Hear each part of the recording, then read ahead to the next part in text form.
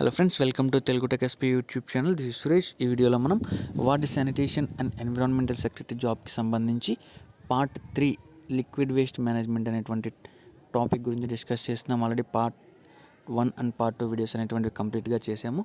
మీరు ఒకవేళ ఆ వీడియోస్ చూడకపోతే డిస్క్రిప్షన్లో లింక్ ఉంటుంది, ఒకసారి లింక్ విజిట్ చేసి ఆ వీడియోస్ చూసినట్లయితే మీకు ఈ వీడియో కొద్దిగా క్లారిటీ అనేటువంటిది వస్తుంది. ఈ వీడియోలో నీటి కాలుష్యం వలన కలిగేటువంటి దుష్ప్రభావాలు, డిస్అడ్వాంటేజెస్ ఆఫ్ వాటర్ పొల్యూటెంట్స్ లేదా వాటర్ పొల్యూషన్ యొక్క డిసడ్వాంటేజెస్ ఏంటి అనేటువంటి దాని గురించి చూడండి. కలుషిత నీటి వలన అనేక వ్యాధులు వస్తాయి. కంటామినేటెడ్ వాటర్ వలన ఏం జరుగుతుంది, మెనీ డిసీజెస్ అనేటువంటి హ్యూమన్స్కి అటాక్ట్ అవుతాయి. Many diseases are attacked to humans due to the intake of contaminated water. And important diseases ఏంటి, వాటిలో ముఖ్యమైనటువంటివి కలరా డిసీజ్ ఒకటి, తర్వాత టైఫాయిడ్, డయేరియా, పచ్చకామెర్లు, చర్మ వ్యాధులు. ఇందులో మొట్టమొదటిగా చూసుకున్నట్లయితే కలరా డిసీజ్ అనేటువంటివి 19th సెంచరీ ఆ మధ్యలో బాగా ఎక్కువగా వ్యాపించింది. ఈ కలరా డిసీజ్ అనేటువంటిది ఇది దేని ద్వారా వస్తుందంటే విబ్రియో కలరా అనేటువంటి ఒక మైక్రో ఆర్గానిజం ద్వారా ఈ కలరా డిసీజ్ అనేటువంటిది వస్తుంది. ఇది ఏ విధంగా వస్తుందంటే ఏదైనా కంటామినేటెడ్ వాటర్, ఈ ఆర్గానిజంకి సంబంధించి మా మైక్రో ఆర్గానిజమ్స్ కానివ్వండి, వాటికి ఎగ్స్ కానివ్వండి, దానికి సంబంధించి ఏమైనా పార్టికల్స్ ఉన్నట్లయితే, లేదా ఒకవేళ ఈ ఆర్గానిజం వాటర్లో ఉన్నటువంటి సిచ్యువేషన్లో ఆ వాటర్ని హ్యూమన్స్ తీసుకున్నట్లయితే, ఇంటేక్ అయితే ఈ కలరా డిసీజ్ అనేటువంటిది వస్తుంది. కలరా డిసీజ్ అనేటువంటిది దేని ద్వారా వస్తుంది, విబ్రియో కలరా అనేటువంటి ఒక మైక్రో ఆర్గానిజం ద్వారా వస్తుంది. తర్వాత టైఫాయిడ్ అంటే ఏంటి, దాదాపు చాలామంది చాలా సిచ్యువేషన్స్లో ఈ కండిషన్ మీరు ఫేస్ చేసి ఉంటారు. అంటే ఓన్గా రావడం కానివ్వండి, అదేవిధంగా ఇంట్లో ఫ్యామిలీస్కి కానివ్వండి, లేదా నేటివ్స్కి నైబర్స్కి వచ్చినటువంటి సిచ్యువేషన్స్లో మీరు ఈ కండిషన్ అయితే చూసుంటారు అనుకుంటున్నాను. ప్రతి ఒక్కరు కూడా దాదాపు టైఫాయిడ్ అంటే మెయిన్గా అసలు దేనివల్ల వస్తుంది టైఫాయిడ్ అనేటువంటిది. ఈ క్వశ్చన్ 2019లో స్టాఫ్ సెలక్షన్ కమిషన్ నుండి జనరల్ డ్యూటీ కానిస్టేబుల్కి అడిగినటువంటి మెయిన్స్, అంటే ఒకటే ఎగ్జామ్ ఉంటుంది, ఆ ఎగ్జామ్లో అడిగినటువంటి one of the important question ఇది. జనరల్ సైన్స్ కింద అడిగారు. టైఫాయిడ్ అనేటువంటిది దేని ద్వారా వస్తుంది, బ్యాక్టీరియా ద్వారా వస్తుందా, వైరస్ ద్వారా వస్తుందా, ఫంగస్ ద్వారా వస్తుందా, ప్రోటోజోవన్స్ ద్వారా వస్తుందా, లేక మైట్స్ ద్వారా వస్తుందా. దేని ద్వారా వస్తుంది టైఫాయిడ్ అనేటువంటిది, బ్యాక్టీరియా ద్వారా వస్తుంది. ఆ బ్యాక్టీరియా నేమ్ ఏంటి, సాల్మోనెల్లా టైఫీ అంటారు, లేదా సాల్మోనెల్లా టైఫిమ్యూరియం అని కూడా అంటారు. ఈ ఆర్గానిజం ఏం చేస్తుంది, టైఫాయిడ్ని కలుగజేస్తుంది. ఇది ఏ విధంగా కలుగజేస్తుంది, నీటిలో హ్యూమన్ ఫీకస్ కానివ్వండి, అదేవిధంగా యానిమల్ ఫీకస్ కానివ్వండి, నీటిలో ఎప్పుడైతే కలుస్తుందో వాటిలో ఉండేటువంటి కంటామినేషన్ ద్వారా, అందులో ఉన్నటువంటి ఆర్గానిజమ్స్ ద్వారా ఆ వాటర్ ఎప్పుడైతే మనం తీసుకుంటామో, అంటే ఎగ్జాంపుల్ తీసుకున్నట్లయితే మున్సిపాలిటీ వాటర్, సాగర్ వాటర్ అంటారు కదా, ఈ వాటర్లో ఇటువంటి ఫీకస్ కలిసేటువంటి సిచ్యువేషన్స్ అనేటువంటిది అయితే ఎక్కువ ఉంటుంది. మనం అంటే అఫీషియల్గా కాదు, మామూలుగా ఒక కామన్ మ్యాన్ లాగా థింక్ చేసినట్లయితే ఆ వాటర్స్ అనేటువంటి త్రూ చిన్న చిన్న కాలువల ద్వారా లేదా పెద్ద కాలువల ద్వారా ఫ్లో అవుతుంటుంది. కొన్ని సిచ్యువేషన్స్లో ఏం జరుగుతుందంటే అక్కడ బఫెలోస్ కానివ్వండి, హ్యూమన్స్ కానివ్వండి, ఆ వాషింగ్ టెక్నిక్స్ కానీ, అంటే ఇక్కడ తోలుకుపోయినప్పుడు ఇటువంటి కామన్ ప్రాసెస్ ద్వారా ఏం జరుగుతుందంటే యానిమల్ ఫీకస్ కానివ్వండి, హ్యూమన్ ఫీకస్ కానివ్వండి, అటువంటి వాటర్లో కలవడానికి ఛాన్సెస్ ఉంటాయి. అయితే కొంతమంది చెప్పొచ్చు, సార్ ఇది ప్యూరిఫికేషన్ ప్రాసెస్ కూడా జరుగుతుంది కదా అని చెప్పేసి, ఆ ప్రాసెస్ కూడా జరుగుతుంది, క్యారియట్ అవుతుంది. క్యారియట్ అయిన తర్వాత అది సప్లై ప్రాసెస్లో ఏదైతే ఉంటుందో, అటువంటి ఇళ్ళకి సప్లై చేసేటువంటి ప్రాసెస్లో జరిగినా కూడా, అంటే ఈ కంటామినేషన్ అనేటువంటిది అప్పుడు జరిగినా కూడా ఈ డిసీజెస్ అయితే రావడానికి ఛాన్స్ ఉంటుంది. ఏది, టైఫాయిడ్ అనేటువంటిది హ్యూమన్ ఫీకస్ ద్వారా, యానిమల్ ఫీకస్ ద్వారా ఈ డిసీజ్ అనేటువంటిది టైఫాయిడ్ రావడానికి ఎక్కువగా ఛాన్సెస్ ఉంటుంది. దీనిని ఇంకొక విధంగా ఏమంటారు, టైఫాయిడ్ అంటే వాటర్ బోర్న్ డిసీజ్ అంటారు. BORN కాదు, BORNE. బోర్న్ అంటే పుట్టడం, BORN అంటే పుట్టడం, BORNE అంటే కలిగి ఉండడం అంటారు. వాటర్ బోర్న్ డిసీజ్ అంటే నీటిలో కలిగి ఉండేటువంటి ఒక వ్యాధి. ఏది, టైఫాయిడ్ అనేటువంటిది. దీని ద్వారా వస్తుంది, బ్యాక్టీరియా ద్వారా వస్తుంది. ఆ బ్యాక్టీరియా నేమ్ ఏంటి, సాల్మోనెల్లా టైఫాయిడ్ అనేటువంటిది ఇంకొక రకంగా, టైఫాయిడ్ 2 రకాలైనటువంటి వ్యాధులు అవి. దానిని ఇంకొక డిసీజ్ ఏంటి టైఫాయిడ్కి సంబంధించి, పారాటైఫాయిడ్ అని కూడా అంటారు. టైఫాయిడ్ని కనుక్కోవడానికి ఉపయోగించేటువంటి బ్లడ్ టెస్ట్, రక్త పరీక్ష ఏంటి అంటే వైడల్ టెస్ట్ అనేటువంటిది ఈ టైఫాయిడ్ని కనుక్కోవడానికి ఫ్రీక్వెంట్గా యూస్ చేస్తుంటారు. తర్వాత టైఫాయిడ్ యొక్క సిమ్టమ్స్ ఏ విధంగా ఉంటాయి అనేది చూసుకున్నట్లయితే, మనం టైఫాయిడ్కి హెవీగా బాడీ పెయిన్స్ వస్తాయి. అంటే ఫస్ట్ ఒక 2 to 3 days అనేటువంటివి హెవీగా పెయిన్స్ ఉంటాయి. అంటే స్టార్టింగ్ 0 స్టేజ్ నుండి దాదాపు 95 to 100% వరకు ఫుల్ పెయిన్స్ అనేటువంటి వితిన్, అంటే ఆ డిసీజ్ అటాక్ అయ్యి దాని యొక్క పవర్స్ చూపించడం స్టార్ట్ అయినట్లయితే వితిన్ 1 to 2 అవర్స్లోనే పెయిన్స్ అనేటువంటివి విపరీతంగా రావడం జరుగుతుంది. తర్వాత ఫీవర్ అనేటువంటిది ఫ్రీక్వెంట్గా అప్ అండ్ డౌన్ వస్తుంటుంది, తగ్గుతుంటుంది, పెరుగుతుంటుంది. ఈ విధంగా టైఫాయిడ్ సిమ్టమ్స్ ఉంటాయి. తర్వాత నాజియా ఫీల్ అయితే కొంతమందికి ఉంటుంది. అంటే వామిటింగ్ వస్తున్నట్టు అనిపిస్తుంది కానీ వామిటింగ్ రాదు. దీనిని నాజియా అంటారు. అంటే చాలామందికి ఈ టర్మ్ అనేటువంటిది అర్థం కాదు. నాజియా అంటే ఏంటి అనేటువంటి దాని గురించి. నాజియా అంటే ఏంటి? Vomiting condition. వామిటింగ్ వస్తున్నట్టు అనిపిస్తుంది కానీ రాదు. ఈ నాజియా అనేటువంటి కండిషన్ చాలా డిసీజెస్లో చాలా చోట్ల మీరు అఫెక్ట్ అయినటువంటి పర్సన్స్ దగ్గర మీరు చూస్తూ ఉంటారు. తర్వాత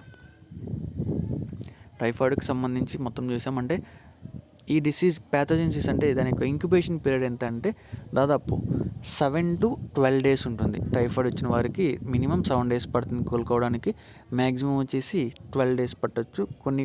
కొంతమంది బాడీ సిచ్యువేషన్ లేదా వారి యొక్క ఇమ్యూనిటీ పవర్ బేస్ చేసుకొని దాని యొక్క టైం కూడా పెరగడానికి ఛాన్స్ ఉంటుంది.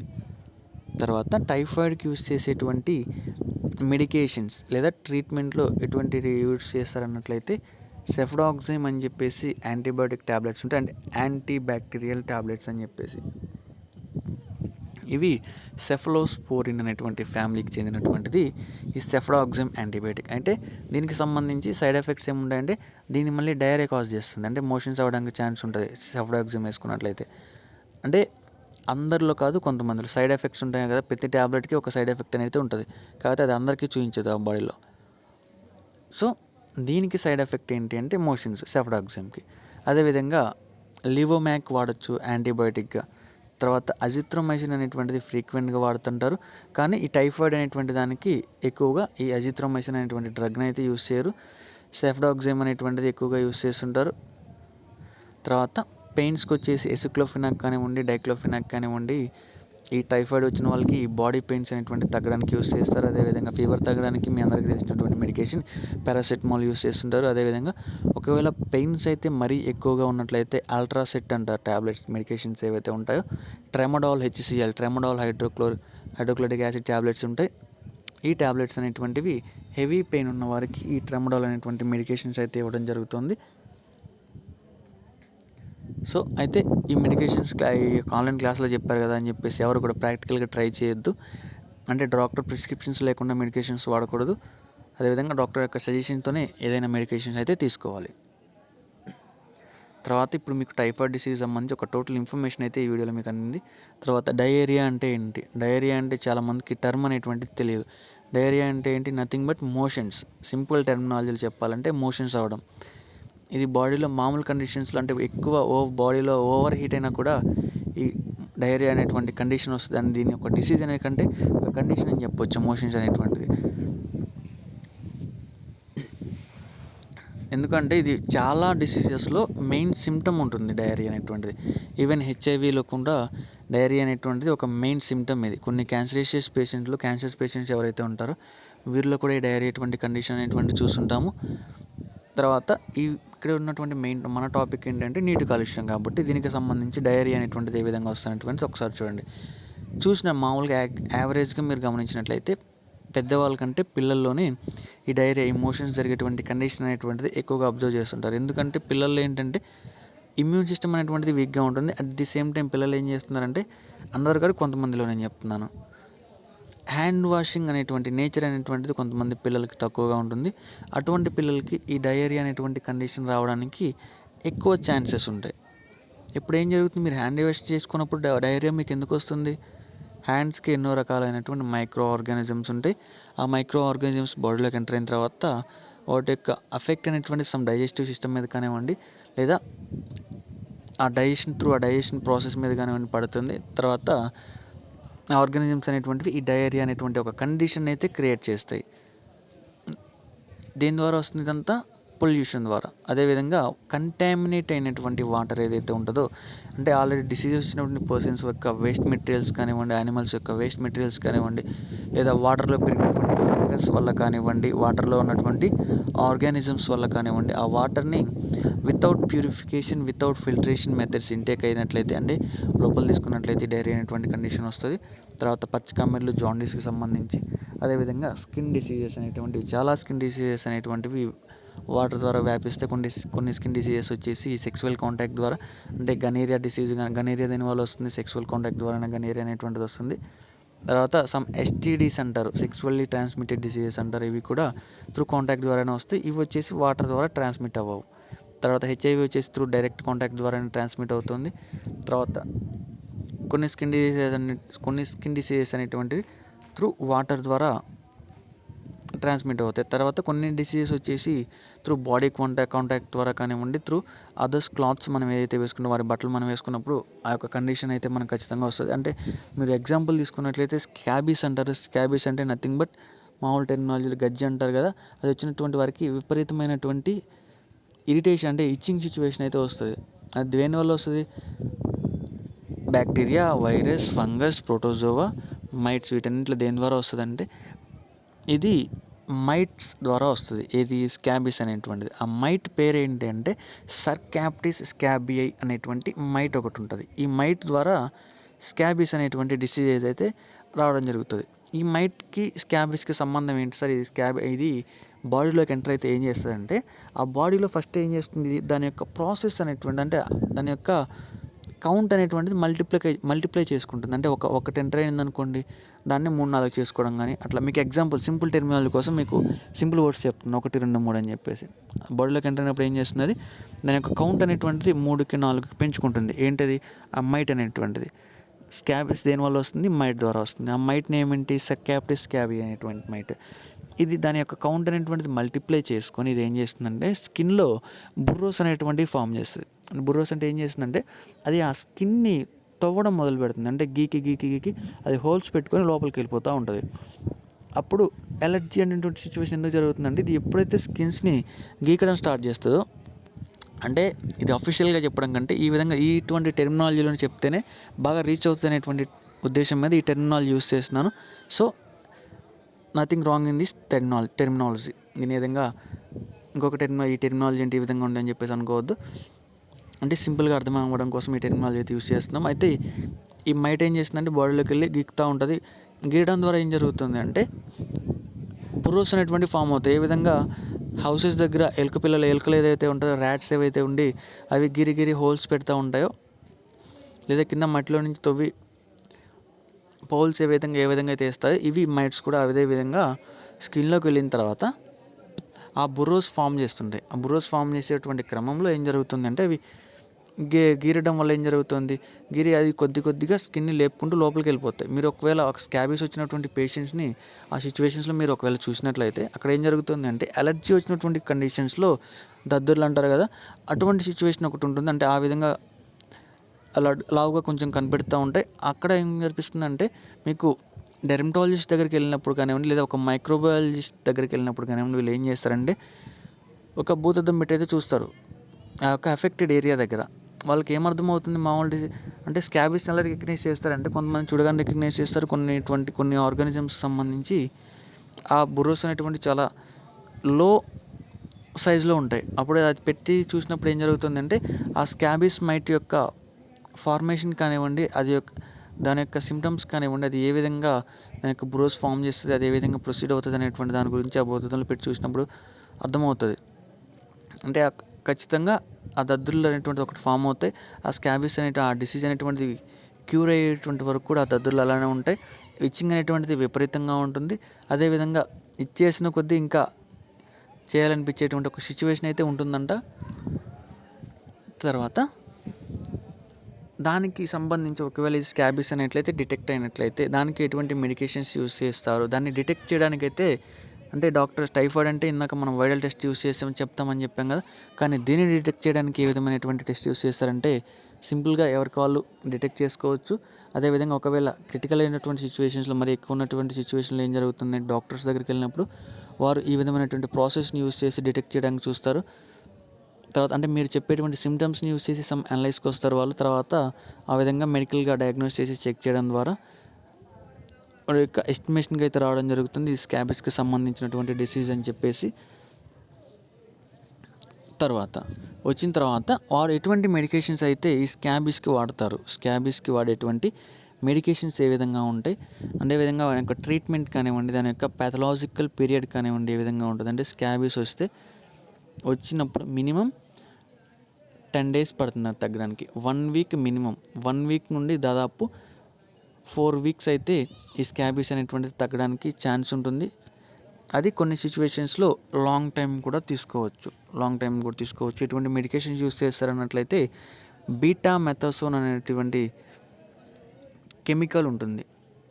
అంటే ఆ మెడికేషన్ అయితే ఆ బ్రాండ్ నేమ్ అయితే మాకు తెలియదు. అంటే సబ్జెక్ట్ పరంగా చూసుకున్నట్లయితే బీటామెథాసోన్ అనేటువంటి కెమికల్ యూస్ చేసి ఆ జెల్ని ఒక పేస్ట్ లాగా చేసి అప్లై చేయాల్సి ఉంటుంది అఫెక్టెడ్ ఏరియాలో. అదేవిధంగా తర్వాత లెవోసిట్రిజిన్ అనేటువంటి మెడికేషన్స్, లెవోసిట్రిజిన్ హెచ్సిఎల్ అంటారు, హైడ్రోక్లోరైడ్ మెడికేషన్స్ అయితే కౌంటర్ మెడికేషన్స్గా యూస్ చేస్తారు. అంటే ఆ ఇచ్చింగ్ అనేటువంటి సిచ్యువేషన్స్ని రిమూవ్ చేసుకోవడానికి ఈ లెవోసిట్రిజిన్ అయితే యూస్ చేస్తారు. తర్వాత పెర్మిథ్రిన్ అనేటువంటి కెమికల్ ఉంటుంది. ఈ కెమికల్ ఉన్నటువంటి సోప్స్ని యూస్ చేయడం ద్వారా ఏం జరుగుతుంది అంటే ఈ వైరస్ యొక్క మల్టిప్లికేషన్ అనేటువంటి దాని యొక్క రెప్లికేషన్ అనేటువంటిది అడ్డుకోవడం జరుగుతుంది. తర్వాత దాని యొక్క క్యాపబిలిటీని తగ్గిస్తుంది.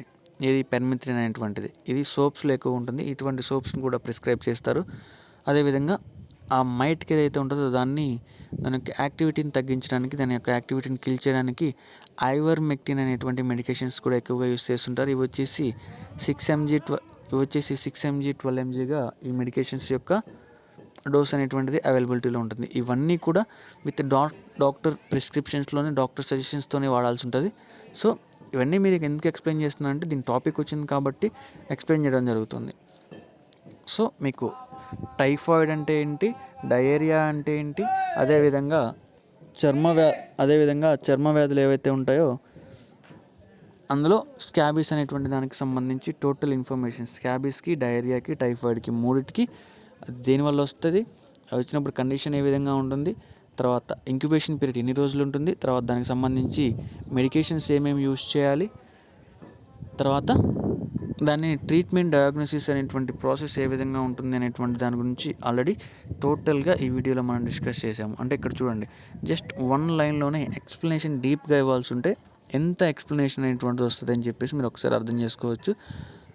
కొంతమంది వినడానికి ఓపిక లేని వాళ్ళు ఈ సోదంతా మాకెందుకు సార్ అక్కడ ఉన్నదన్నట్టు చెప్పొచ్చు కదా అని చెప్పేసి కొంత మైండ్ సెట్ అయితే ఉంటుంది. వాళ్ళందరికీ కూడా ఇంతసేపు విన్నందుకు, ఓపిక చేయనందుకు థ్యాంక్స్ అని చెప్తున్నాను. తర్వాత ఎందుకు ఇంత చెప్పారంటే మన ఛానల్ ఫాలో అయ్యేటువంటి వారికి క్వాలిటీ ఎడ్యుకేషన్ అయితే ఖచ్చితంగా ఉండాలి. అదేవిధంగా రెగ్యులర్గా వీడియోస్ చేస్తున్నాం కాబట్టి ఒక టాపిక్ చెప్పినప్పుడు ఆ టాపిక్ మీద క్లియర్ కట్ ఎక్స్ప్లెనేషన్ ఇస్తే వారికి రేపు ఎప్పుడైనా అటువంటి ఎగ్జామినేషన్కి సంబంధించి లేదా అటువంటి క్వశ్చన్కి సంబంధించిన క్వశ్చన్ వచ్చినప్పుడు 100% ఆన్సర్ ఇవ్వడానికి స్కోప్ ఉంటుంది. నెక్స్ట్, ఇప్పటికే వీడియో అనేటువంటి దాదాపు చాలా లాంగ్ అయిపోయింది, 18 minutes వరకు లాంగ్ అయింది. ఇందులో ఫ్రెండ్స్ అయితే దీనికి సంబంధించి నెక్స్ట్ ఇంకొక వీడియో అయితే చూద్దాము. అంటే ఏదేది నీటి కాలుష్యం వలన కలిగేటువంటి దుష్ప్రభావాల గురించి. అంటే ఇప్పుడు మెయిన్గా ఈ వీడియోలో కూడా ఒక రకంగా మన నీటి కాలుష్యం జరిగేటువంటి దుష్ప్రభావాల గురించి చూసినట్టే అవుతుంది. అంటే ఈ డిసీజెస్ అనేవి దేనివల్ల వస్తాయి, వాటర్ పొల్యూషన్ వలన వస్తున్నాయి కదా. సో ఇది దీనికి సంబంధించి అంటే నీటి కాలుష్యం జరిగినటువంటి దుష్ప్రభావాలు పార్ట్ 1 వీడియో, అంటే టోటల్గా లిక్విడ్ వేస్ట్ మేనేజ్మెంట్లో పార్ట్ 3 వీడియో, అదేవిధంగా డిస్అడ్వాంటేజెస్ ఆఫ్ వాటర్ పొల్యూషన్స్లో ఫస్ట్ పార్ట్ వీడియో ఇది. ఈ వీడియో మీ అందరికీ నచ్చింది అనుకుంటున్నాను. వీడియో నచ్చితే లైక్ చేయండి, అదేవిధంగా యూస్ఫుల్ అనిపిస్తే ఫ్రెండ్స్తో షేర్ చేయండి. ఫ్రెండ్స్తో షేర్ చేయడం ద్వారా అసలు అంటే యూస్ఫుల్ లేకపోయినా నాన్ సైన్స్ అంటే సైన్స్ రిలేటెడ్ స్టూడెంట్స్ కాకపోయినా కూడా ప్రతి ఒక్కరు తెలుసుకోవాల్సినటువంటి వీడియో ఇది. అంటే మెయిన్ బేసిక్స్ తెలియాలి కదా, హ్యూమన్ బాడీలో ఏం జరుగుతుంది, ఎటువంటి డిసీజెస్ అనేటువంటివి ఏ విధంగా వస్తాయి అనేటువంటి దాని గురించి ఖచ్చితంగా యూస్ఫుల్ అవుతుంది. మ్యాక్సిమం ఒకసారి రిఫర్ చేయండి. తర్వాత ఎటువంటి వీడియోస్ మీరు ఇంకా చూడాలనుకుంటే ఛానల్ సబ్స్క్రైబ్ చేసుకోండి, వీడియో పెట్టగా నోటిఫికేషన్ రావాలనుకుంటే బెల్ ఐకాన్ యాక్టివేట్ చేసుకోండి. అదేవిధంగా ఎప్పటికప్పుడు అప్డేటెడ్గా ఉండాలనుకుంటే టెలిగ్రామ్ ఛానల్లో జాయిన్ అవ్వండి. టెలిగ్రామ్ ఛానల్ యొక్క లింక్ అనేటువంటిది కింద డిస్క్రిప్షన్లో ఉంటుంది.